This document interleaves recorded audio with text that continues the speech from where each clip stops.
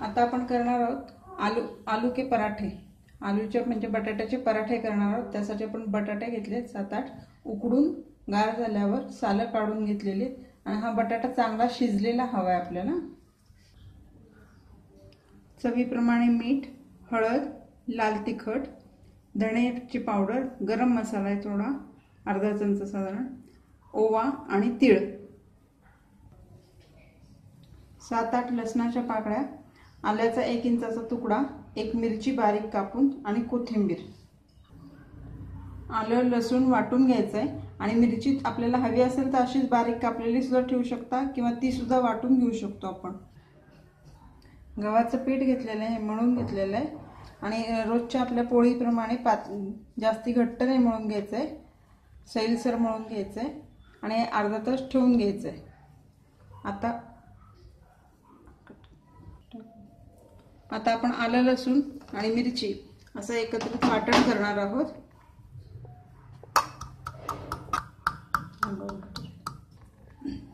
बटाटे आपण स्मॅश करून घ्यायचे। स्मॅशर नसेल असं तर आपण किसून घेतले तरी चालतील।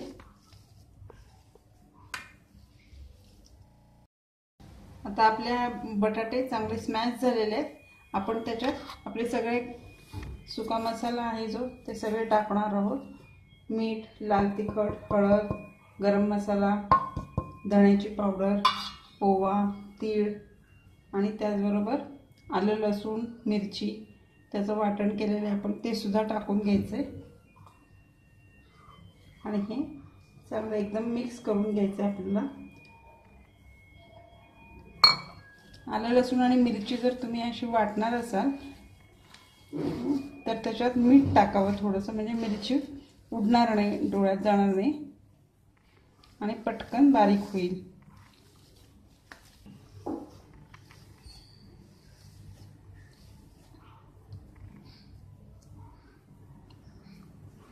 आता हे आपलं चांगलं मळून झालेलं आहे।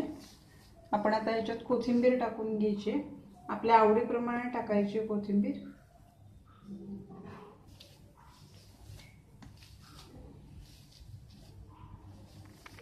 हे सुद्धा सगळं मिक्स करून घ्यायचं आहे। कोथिंबीर सगळीकडे पसरून गेली पाहिजे व्यवस्थित। आणि आता आपलं हे स्टफिंग रेडी। गव्हाच्या पिठाचे असे लिंबा एवढे गोळे करून घ्यायचे आहेत आपण हा गोळा साईडने लाटून घेणार आहोत। थोडा मध्ये नाही जास्ती लाटायचं आहे, मध्ये पातळ झालं ना की मग आपलं स्टफिंग बाजूला येईल जास्ती असं। आणि त्याच्यात साधारण आपण जेवढा लिंबाचा जेवढा गोळा घेतलेला आहे त्याच्यापेक्षा थोडंसं जास्तीचं आपलं आतलं स्टफिंग भरायचं आहे, सारण भरायचं आहे आणि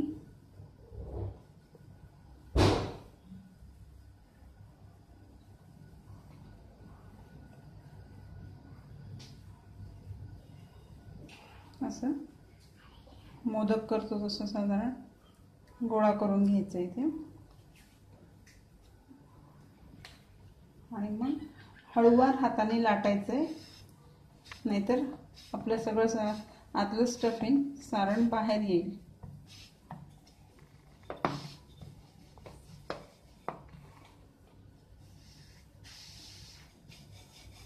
आणि ज्या बाजूने आपण बंद केलेला आहे पराठा आता हे ती बाजू खाली ठेवायची।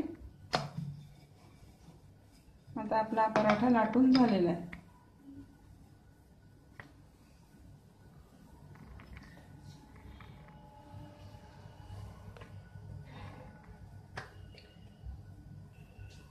तवा तापलेला आहे आपला आणि आपण आपला पराठा टाकून घेतो।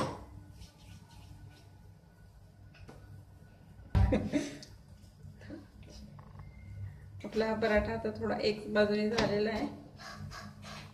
आता दुसऱ्या बाजूने तो आपल्याला व्यवस्थित शेकून घ्यायचा आहे आणि मग तेल सोडायचे। आता दुसऱ्या बाजूने तो शेकून झालेला आहे व्यवस्थित। आता आपण तेल लावणार आहोत। शेकायच्या आधीच जर तेल लावलं तर तो कच्चा राहण्याची शक्यता असते, फक्त तेलच जळतं आपलं।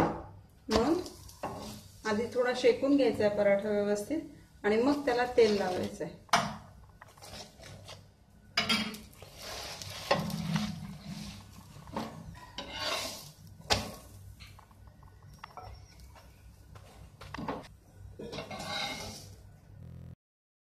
आपले बटाट्याचे पराठे तयार आहेत. ते आपण लोणच्याबरोबर, केचप बरोबर किंवा दह्याबरोबर सुद्धा खाऊ शकतो.